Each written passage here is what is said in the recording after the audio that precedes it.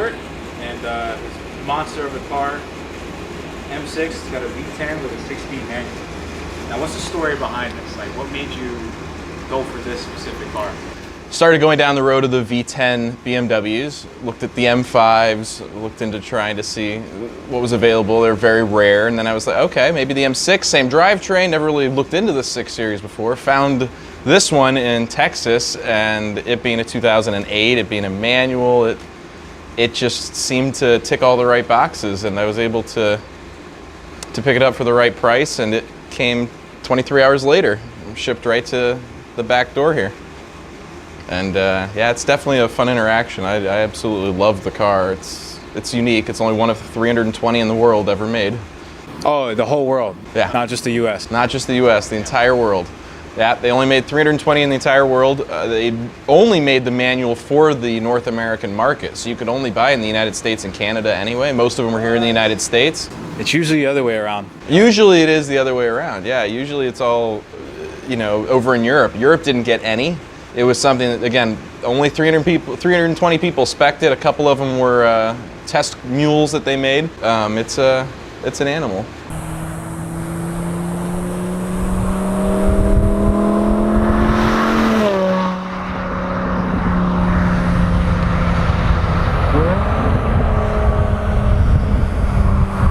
The 6-speed is the unique part because it really changes how you drive and how you interact with it. That it's as fast as it is, 520 horsepower naturally aspirated, you get to interact with it using your feet and your hands, and it definitely comes alive.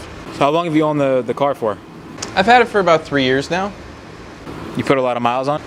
I've put 30,000 miles on it, driven it up and down the East Coast a couple of times, all the way to Maine, up to wine country in Virginia. Took it to Amelia Island twice now. It's been a very reliable vehicle. It has, it really has, except for the rod bearings that you've seen those things. We can cut to those at any point. That's pretty crazy.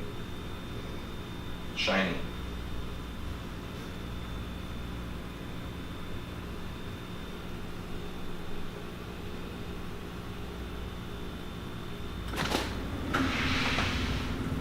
That was something that is a maintenance item on BMW V10s. Unfortunately, you have to do the rod bearings on them to get them to maintain more than 100,000 miles. And this has 99,000 miles, and it was time to get them done. 100,000 miles, man. That's a scary number for a BMW.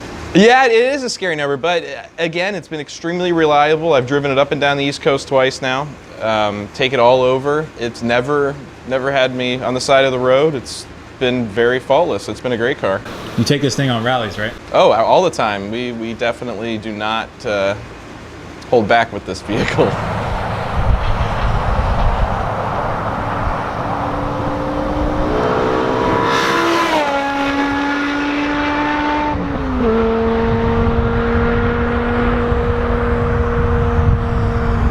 Because people see these cars and they think like 9 out of 10 times it's like an older guy, you know, doesn't really drive the thing. So it's really cool to see somebody that actually pushes the car. Like, that's what it's built for. You know, it's meant to be driven home. Oh, of course. Always within the speed limit. Oh yeah, we keep it 65 here. Yeah. Mexico is just 3 honks away. Oh yeah. So have you done any modifications to the car, or have you kept it stock relatively? Relatively stock, but there is some modifications to it, specifically intake and exhaust. There usually are some charcoal filters that come in the intakes that are taken out, and some K&N filters to allow it to breathe a little bit better, and the exhaust has the mufflers removed in a way that is pretty unique. A lot of people are surprised when they first see it. My mechanic just came and started laughing at me, and I didn't know why until I realized that my car was up on the stand and he was looking at it and realizing what I had done to the mufflers. So he was just laughing his head off about that. Well, that's what makes that heavenly sound. Oh, absolutely. You got to let the hearse purrs out. You got to let them roam free. What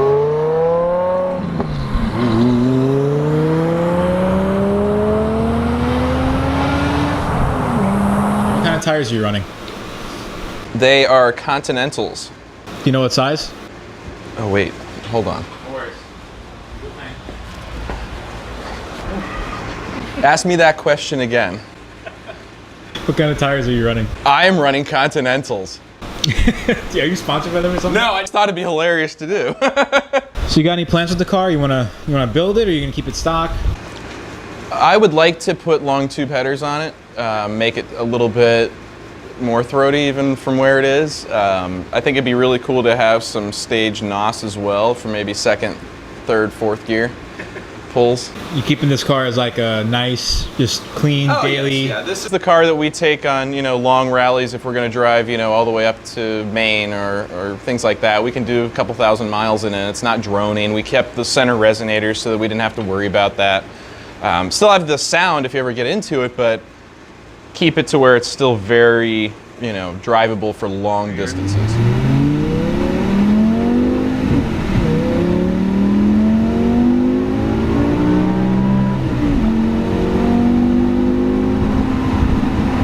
Oh, this thing really puts you back in the seat.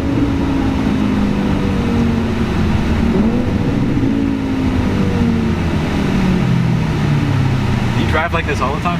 Oh yeah. That's what's up.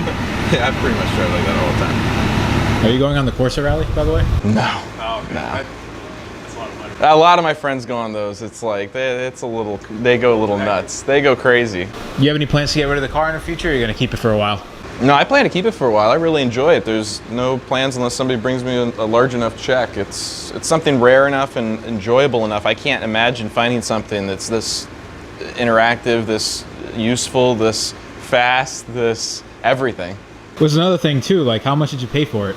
I got a very good deal on it. It was 70,000 miles. A BMW dealership had it, and because the ABS pump was gone on it, which means no traction control, I still don't run traction control. I don't see the point. No one needs traction control. Like, you don't need traction. So it's fine. I got it at a very reasonable discount.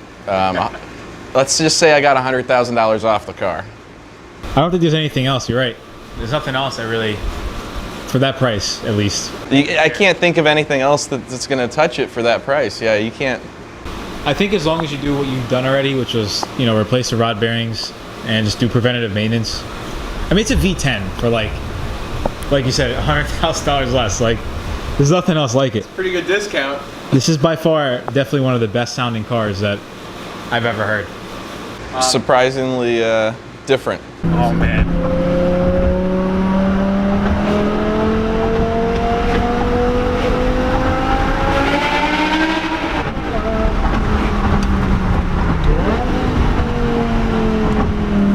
I'm glad to see that you actually take it around and, do the speed limit around town. Oh, absolutely, we do the speed limit around town. These minivans, you don't trust minivans around Disney property. Soccer moms on vacation.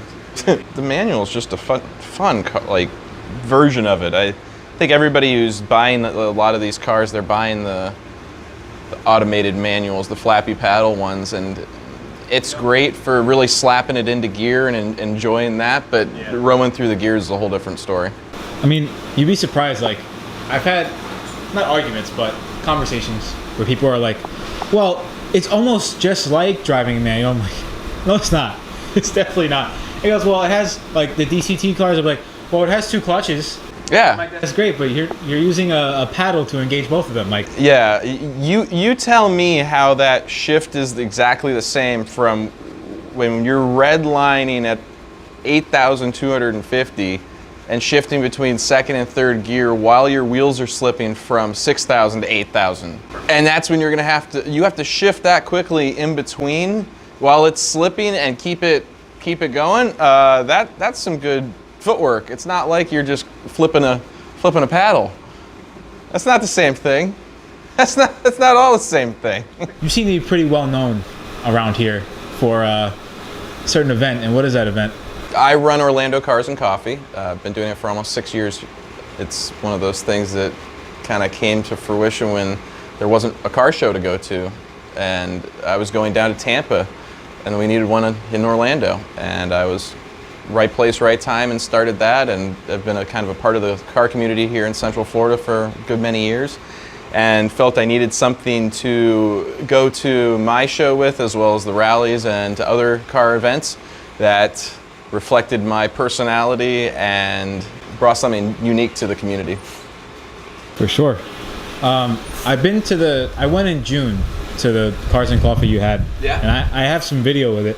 I didn't upload it, but I should have, because it's like a whole like 20-minute vlog of like all the cars and just talking to people. And That's a good vlog. yeah, as soon as I got out, the first thing I saw on the camera was a little kid went up to the guy with the Smoking the Bandit Camaro, and he was like, "Hey, what's going on, bud?" And I thought they were like, he was friends with his father or whatever, and he's like, "No." He's like, "Hey, nice to meet you guys." He's like, "You want to sit in the car?" And he's opening the door for him and let him. That's the community. We're always trying to make sure it doesn't go away. Yeah, man. I mean, it's all. You'd be surprised. People are really, from where I'm from in New York, they're kind of stingy. So, and for me, if you're gonna be stingy to the adults, it's fine. But like the kids, like, Let them enjoy it. They might remember, like, hey, when I was young, I saw a Smoking the Bandit Camaro before they became extinct.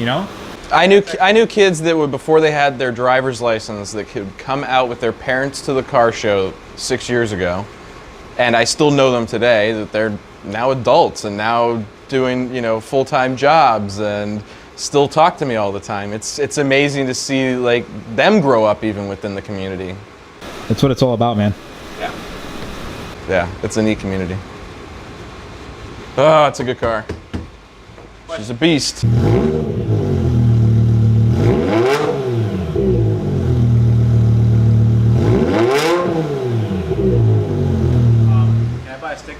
Yeah, you can have a sticker. Okay. I mean, hey, You can have a sticker.